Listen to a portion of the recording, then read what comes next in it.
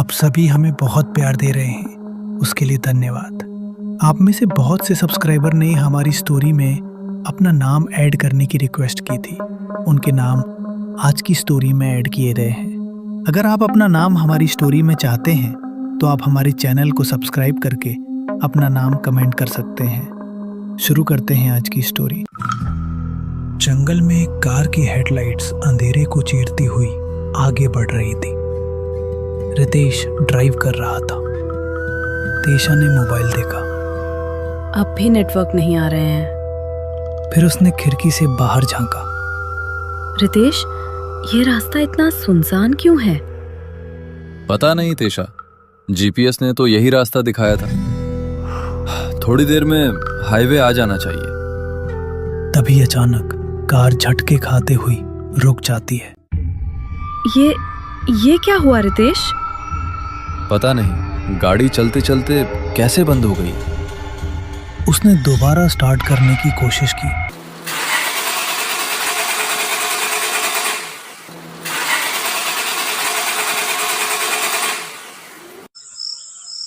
Engine ने जवाब दे दिया।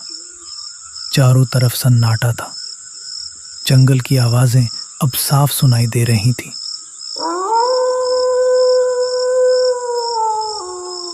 झिंगुर, पत्तों की सरसराहट और कहीं दूर किसी के चलने की आहट।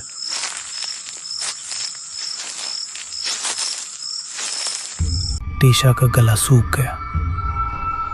रितेश, ये जंगल बहुत डरावना लग रहा है। ये जगह मुझे बिल्कुल भी सही नहीं लग रही। जल्दी करो। रुको, तुम परेशान मत हो, मैं देखता हूं। वो कार फिर से स्टार्ट करने की कोशिश करता है।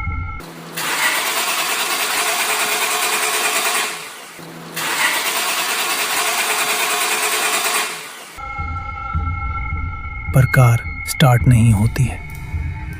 क्या हो रहा है रितेश? ये कार स्टार्ट क्यों नहीं हो रही है? मैं बाहर देखता हूं, शायद कोई गाड़ी ठीक करने वाला मिल जाए। रितेश कार से बाहर निकलकर इधर उधर देखता है, पर कोई नहीं दिखता है। तेशा भी कार से बाहर आ जाती है। रितेश, यहाँ तो दूर दूर कोई नहीं दिख रहा है। अब हम क्या करेंगे? तेशा, तुम परेशान मत हो सकता है कि आसपास कोई गांव या ढाबा मिल जाए। तभी अचानक से किसी के चलने की आवाज आती है। दोनों चौंक जाते हैं। अंधेरे से एक बूढ़ा आदमी निकला। उसकी आंखों में अजीब घबराहट थी।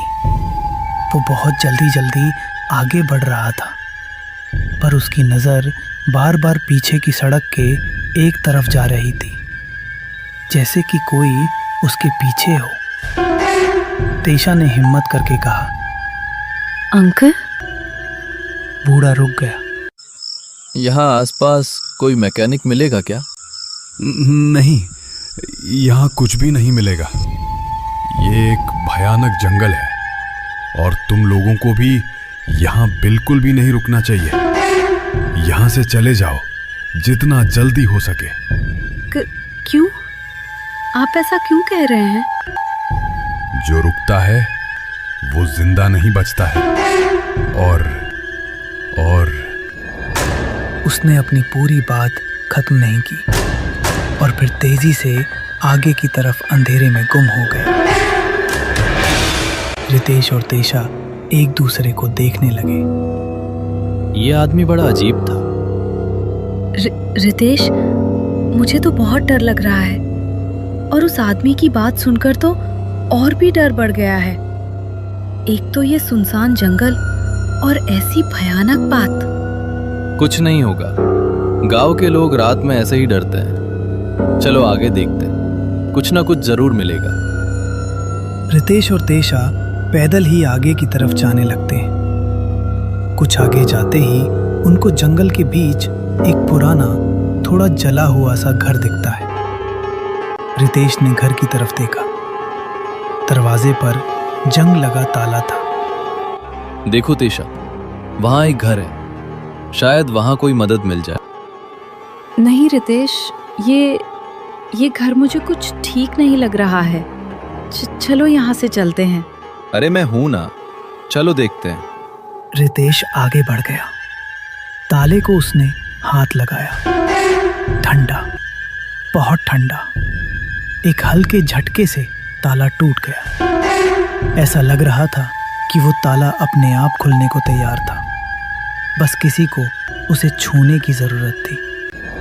जैसे ही ताला खुला, हवा रुक गई। जंगल की आवाजें गायब हो गई। वो दोनों उस घर के अंदर चले गए। घर के अंदर अंधेरा गाढ़ा था, जैसे रोशनी अंदर जाने से डर रही हो। घर के अंदर से पायल की आवाज आने लगी।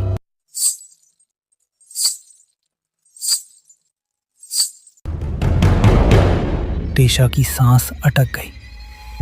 रितेश, तुमने सुना ये पायल की आवाज? हाँ, मैंने भी सुना। पर इस बंद घर में पायल की आवाज कैसे आ सकती है? फिर एक भयानक आवाज आई। तुम लोगों को यहाँ नहीं आना चाहिए था। दोनों की सांसें अटक गईं। उन दोनों को सिर्फ आवाज के अलावा और कुछ नहीं दिख रहा था। दरवाजा अपने आप बंद हो गया। रितेश, दरवाजा, ये दरवाजा अपने आप कैसे बंद हो गया? रितेश ने दरवाजे को धक्का दिया। दरवाजा जरा सा भी नहीं हिला। एक भयानक हंसी गूंजी। मैं आजाद हो गई। तुम लोगों ने यहाँ आकर बहुत बड़ी गलती कर दी है। अचानक रितेश के पैर जमीन से ऊपर उठ गए। रितेश! ये क्या हो रहा है? तेशा! रितेश हवा में घुमा, दीवार से टकराया और फिर जमीन पर। भाग जाओ यहाँ से, भागो अभी, नहीं तो तुम भी मरोगे। कौन हो तुम? जो यही जली थी। फिर दोनों हवा में उड़कर घर से बाहर गिरते हैं। जमीन पर गिरते ही दोनों की सांसें उखड़ गईं। घर के अंदर से हंसने की आवाज आने लगती है। 4 साल पहले। अबे आकाश, गाड़ी सीधी चला। सड़क हिल रही है या तू? आकाश शराब से लाल आंखों के साथ स्टीयरिंग कसकर पकड़ा हुआ था। रमेश, सड़क नहीं हिल रही, तू हिल रहा है। चुप बैठ। पीछे से अमन बोतल हिलाते हुए बोला। भाई, आज की पार्टी पूरा पैसा वसूल। फिर अमन बेसुरा गाना गुनगुनाने लगता है। आज की रात कोई रात नहीं। अरे बस कर अमन। तेरा गाना सुनकर डीजे भी रो देगा। कार जंगल की सड़क पर और अंदर घुसती चली गई। अरमान ने खिड़की से बाहर झांका। यार, यहाँ इतना सन्नाटा क्यों है? ना लाइट, ना घर। ये कहाँ के जंगल में आ गए हैं? डर गया क्या अरमान? इतनी पीने के बाद तुझे भूत दिखने लगे हैं क्या? तुम लोग बकवास बंद करो। अबे, ये वही रास्ता है ना? कौन सा रास्ता? जहाँ से हम आखिरी बार आए थे। कार के अंदर एक पल के लिए चुप्पी छा गई। अमन ने हंसी में बात टालने की कोशिश की। अबे छोड़ ना, हर जंगल एक जैसा लगता है। तभी अचानक पायल की आवाज।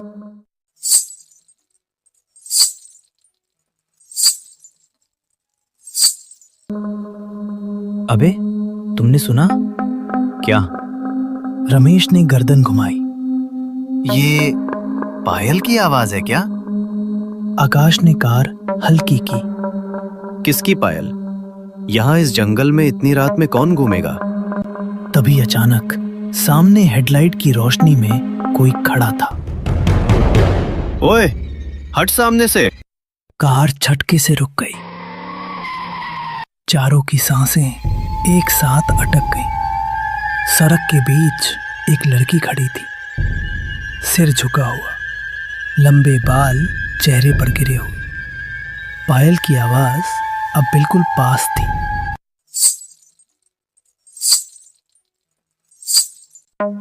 रमेश नशे में हंस पड़ा। अरे मैडम, इतनी रात को जंगल में लिफ्ट चाहिए क्या? वो औरत कोई जवाब नहीं देती। अरे बोलो यार, ऐसे डराने का शौक है क्या? रमेश कार से बाहर निकल आया। या फिर आपको हमारी कंपनी चाहिए? सभी हंसने लगते हैं। फिर लड़की ने धीरे धीरे सिर उठाया, चेहरा अंधेरे में छुपा हुआ, लंबे बिखरे बाल, उसके पीछे लाल आंखें। रमेश की हंसी बंद हो गई। तो तू मेरा नाम कैसे जानती है? अबे ये क्या सस्ता ड्रामा है? कौन है तू? लड़की आगे बढ़ी, पायल फिर बजी।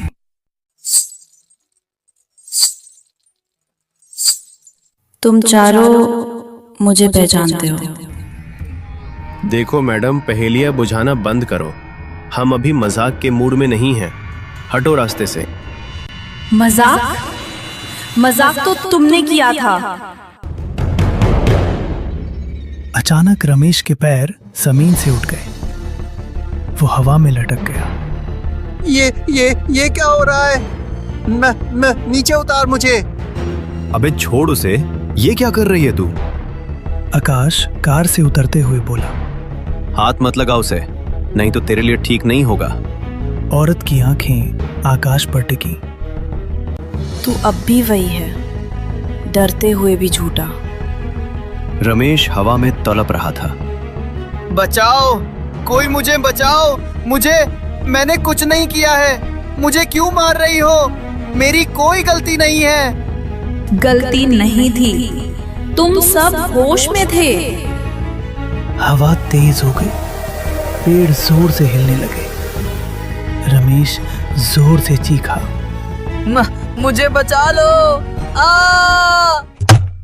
उसका शरीर जमीन से टकराया, गर्दन जमीन पर मुड़ गई और सब कुछ शांत हो गया।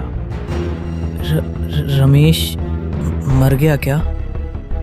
लड़की ने धीरे से उनकी तरफ देखा। उसकी आंखों में गुस्से की आग थी। अरमान पागलों की तरह चिल्लाया, भागो! आकाश गाड़ी स्टार्ट करने लगा।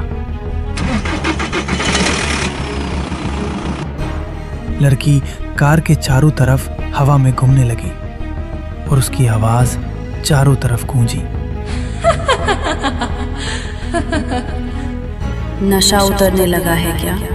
अब असली रात शुरू होगी। अंधेरा गाढ़ा हो गया। जंगल की सड़क अब सुनसान नहीं लग रही थी, वो जिंदा लग रही थी। पेड़ों के बीच हवा घूम रही थी, जैसे कोई पीछा कर रहा हो, लेकिन अंदर बैठे लोगों का दिमाग वहीं अटका था, उस जगह पर जहां रमेश मरा पड़ा था। आकाश ने स्टीयरिंग कसकर पकड़ा हुआ था।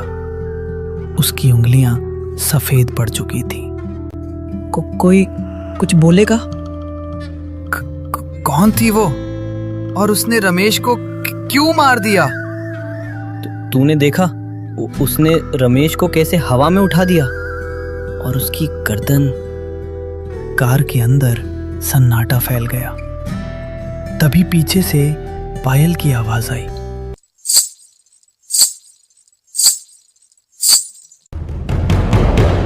अमन की सांस रुक गई।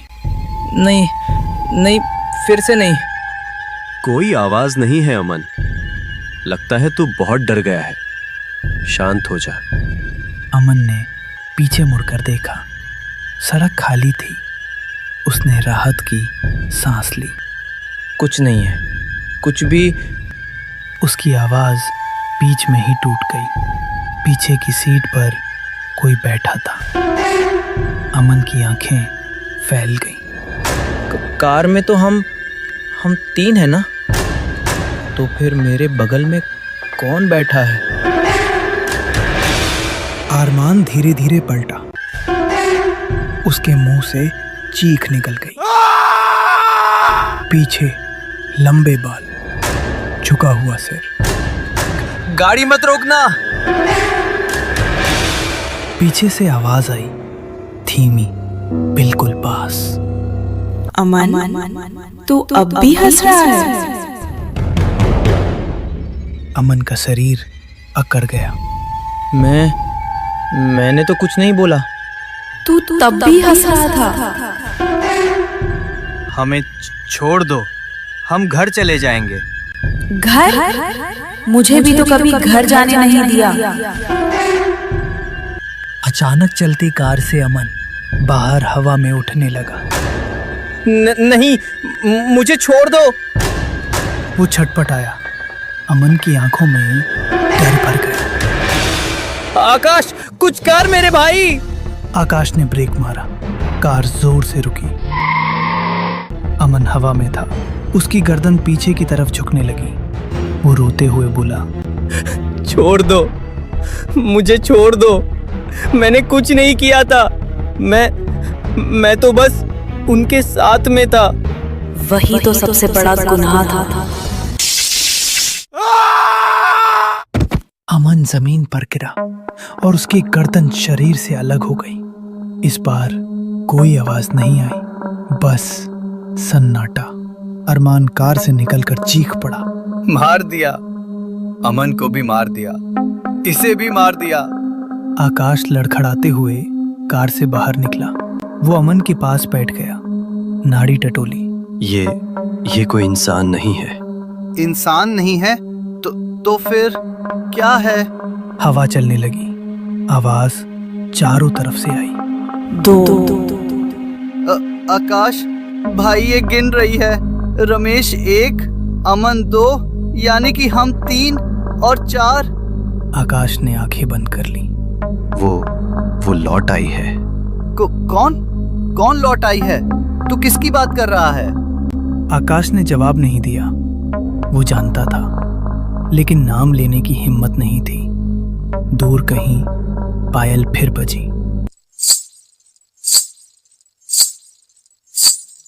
इस बार और पास से आवाज आई, तीसरा भी नहीं बचेगा। आकाश, हम मरने वाले हैं।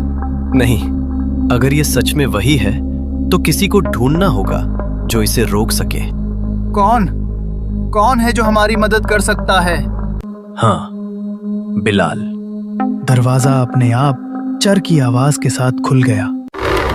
अंदर से भारी आवाज आई, आने में बहुत देर कर दी। दोनों सन्न रह गए। अरमान फुसफुसाया, इसे कैसे पता हम आ रहे हैं? आकाश ने हिम्मत जुटाई और अंदर कदम रखा। कमरा अंधेरा था। दीवारों पर अजीब निशान, फर्श पर राख और बीच में बैठा बिलाल, आंखें बंद, सामने जलता दिया। बिलाल ने बिना देखे कहा, बैठो और झूठ बोलने की कोशिश मत करना। बिलाल ने आंखें खोली, नजर सीधी आकाश पर। तुम 4 थे, अब 2 ही बचे हो। आपको कैसे पता बाबा? मुझे दूर से ही डर की गंध आ जाती है और आज तुम दोनों उससे भरे पड़े हो। बाबा, हमें मदद चाहिए। तुम्हें मदद चाहिए? उससे पहले मुझे सच चाहिए, पूरा सच। अरमान ने सिर झुका लिया। अगर सच बताया तो क्या आप? नहीं। बिलाल ने अमन की बात काट दी। बिना सच जाने मैं कुछ भी नहीं करता।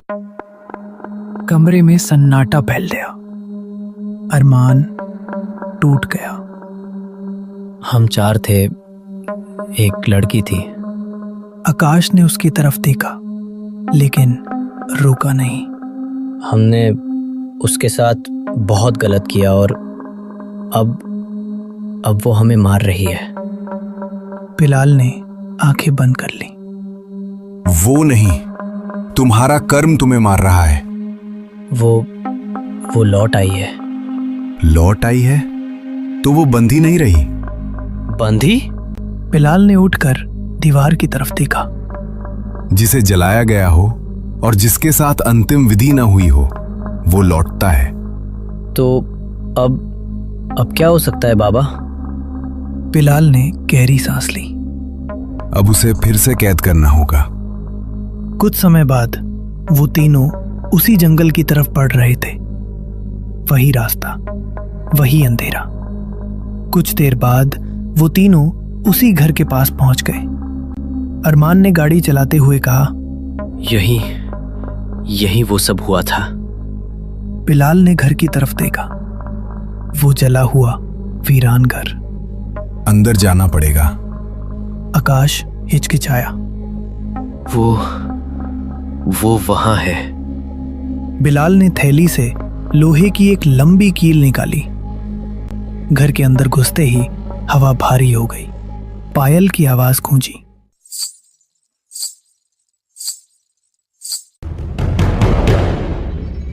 वो यही है।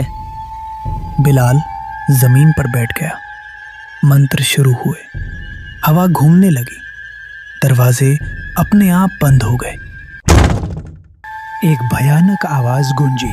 बिलाल तू ये ठीक नहीं कर रहा है। बिलाल की आवाज ऊंची हुई। तुझे यहीं रहना होगा। बिलाल तू भी बिक गया, तुझे इसकी कीमत चुकानी पड़ेगी। बिलाल ने जोर से कील दीवार में ठोक दी। घर में सन्नाटा छा गया। अरमान की आंखों में उम्मीद चमक गई। बाबा, क्या सब खत्म हो गया? बिलाल उठ खड़ा हुआ। नहीं, कुछ भी खत्म नहीं हुआ है, बस अभी के लिए रुका है। बिलाल ने बाहर घर पर एक बड़ा ताला लगाया। आकाश ने राहत की सांस ली। बाबा, तो अब हम सुरक्षित हैं? बिलाल ने उसकी तरफ देखा। जब तक ये ताला है और जब तक कोई इसे नहीं खोलता। अंदर से भयानक आवाज आई। मैं फिर आऊंगी और तुम सब मरने के लिए तैयार रहना। आकाश सिहर गया। बाबा, ये तो कह रही है मैं फिर से आऊंगी। बिलाल ने बिना पीछे देखे कहा। मुझे पता है वो जरूर आएगी, क्योंकि कुछ शाप इंतजार करना जानते हैं। वर्तमान में रितेश ने तेशा को जल्दी से उठाया। तेशा, उठो, हमें यहाँ से भागना होगा। यहाँ कुछ तो है जो ठीक नहीं है। दोनों डर के मारे अंधेरे में दौड़ पड़े। तेशा हांफते हुए बोली, रितेश, वो क्या था? पता नहीं तेशा, जो भी था बहुत ही भयानक था। वो दोनों भागते रहे, लेकिन उन्होंने पीछे नहीं देखा। तभी उनको मंदिर की घंटी की आवाज सुनाई दी। तेशा, लगता है कि पास में ही कोई मंदिर है। चलो वहां चलते हैं। कुछ देर बाद ही उन्हें एक मंदिर दिखाई दिया। घंटी की आवाज और पहली बार डर के बीच थोड़ी सी राहत। मंदिर की घंटी अपने आप हिल रही थी। ओम प्रकाश, जो मंदिर का पंडित था, वो रितेश और तेशा को देखकर हैरान था। तुम दोनों इतनी रात में इस मंदिर में क्या कर रहे हो और इतने घबराए हुए क्यों दिख रहे हो?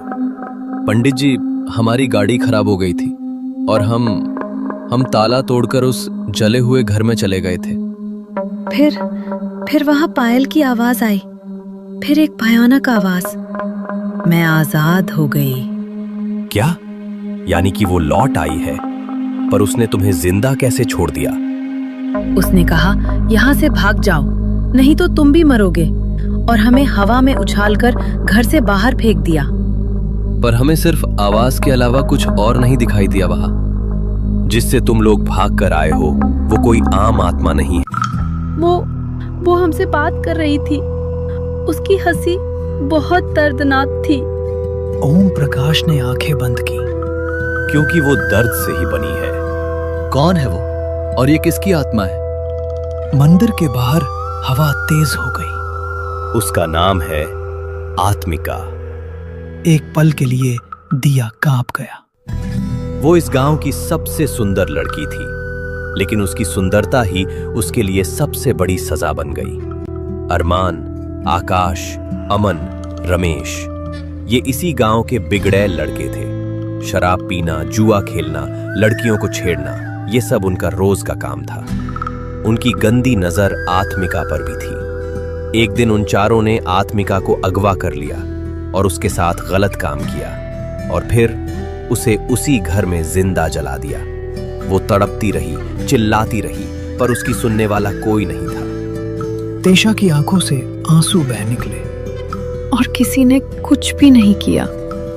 ओम प्रकाश ने सिर झुका लिया। डर और पैसे ने सबको चुप कर दिया। उसी समय बिलाल का घर। बिलाल फर्श पर यंत्र बना रहा था। आज कुछ अजीब लग रहा है। अचानक जोर की हवा आई। सारे दिए बुझ गए। कमरा अंधेरे में डूब गया। फिर पायल की आवाज आई।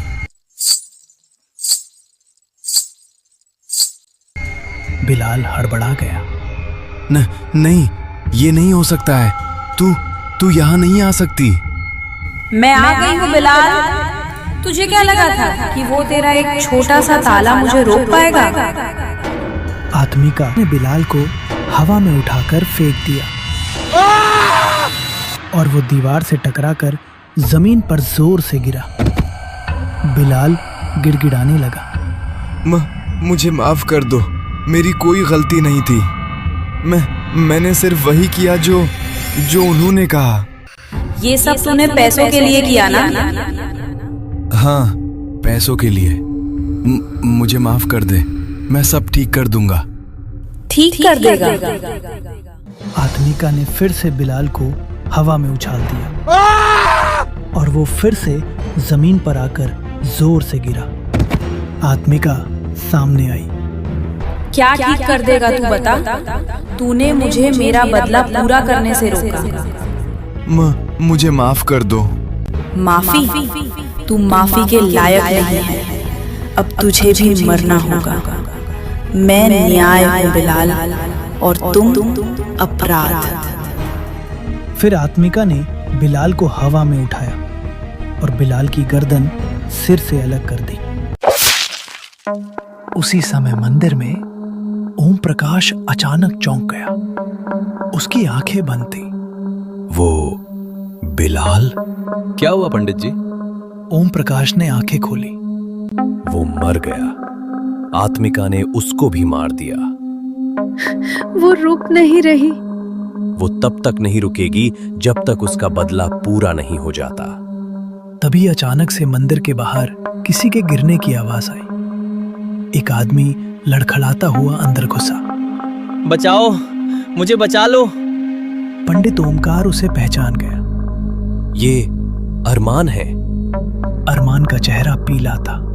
वो आ रही है। पायल की आवाज मंदिर के बाहर रुक गई। आत्मिका बाहर खड़ी थी। थोड़ी देर पहले आकाश का घर। रात काफी गहरी हो चुकी थी। आकाश अपने घर में अकेला था।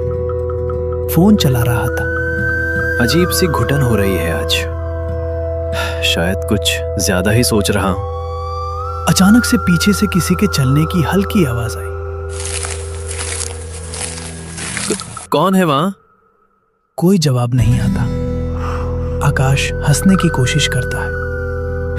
वाह आकाश, खुद से ही डर रहा है। तभी कमरे के बाहर से आवाज आई। आकाश। आवाज जानी पहचानी थी। आकाश का चेहरा पीला पड़ जाता है। नहीं, ये नहीं हो सकता। वो धीरे धीरे कमरे से बाहर जाता है। अंधेरे में एक लड़की का साया खड़ा था। काला साया, चेहरा एकदम काला। सिर्फ उसकी आंखें चमक रही थी। आत्मिका? पहचाना? या जलाने के बाद सब भूल गया था? आकाश पीछे हटता है। मैं मजबूर था। अगर हम तुमको नहीं जलाते तो तुम सबको बता देती। मुझे माफ कर दो, हमसे बहुत बड़ी गलती हो गई। आत्मिका हंसती है। गलती? जब मैं रो रही थी तब तुम्हें अपनी गलती नहीं लगी थी? मुझे माफ कर दो प्लीज। आत्मिका आगे बढ़ती है। चुप, एकदम चुप। दो तो चले गए, अब तेरी बारी है। अचानक दरवाजे बंद हो जाते हैं, लाइट बुझ जाती है, आकाश चीखता है। नहीं।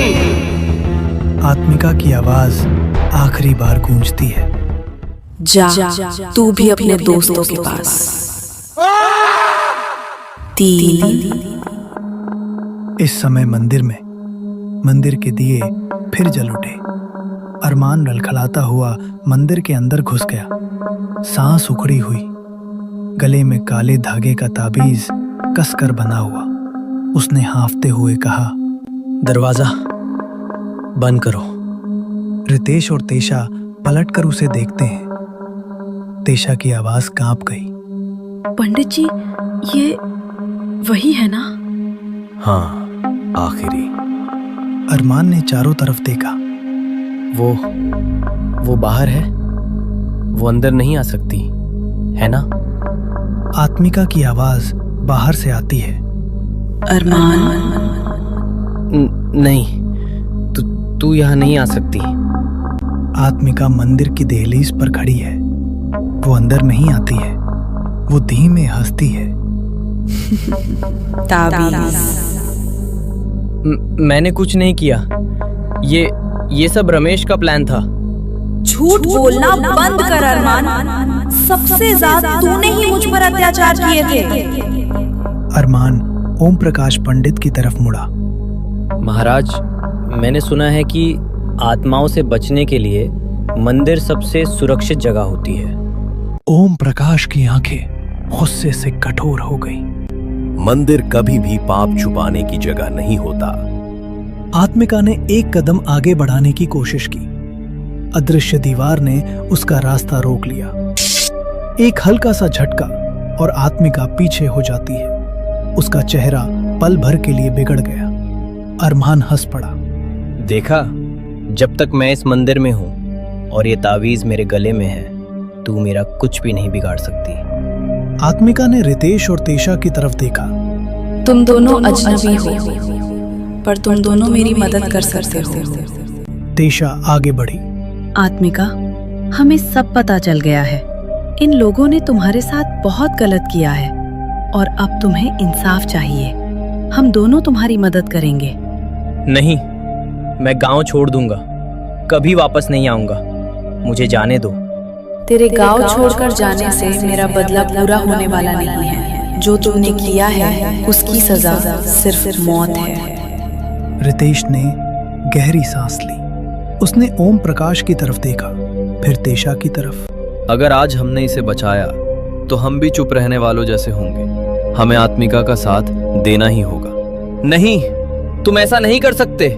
रितेश ने अरमान के गले की तरफ हाथ बढ़ाया। अरमान पीछे हटा। नहीं, इसे मत छुओ। ये मेरा रक्षा कवच है। इसके तावीज को इसके गले से हटाना ही होगा। अगर इस तावीज को हटाया तो आत्मिका अपना बदला पूरा कर सकेगी। रितेश ने अरमान को दीवार से दबा दिया।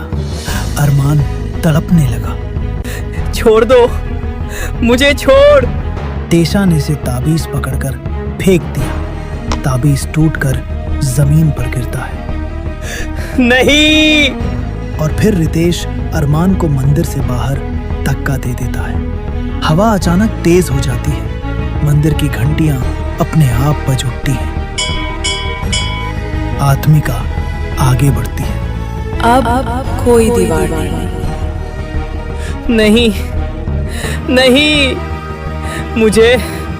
मुझे एक मौका दे। मौका?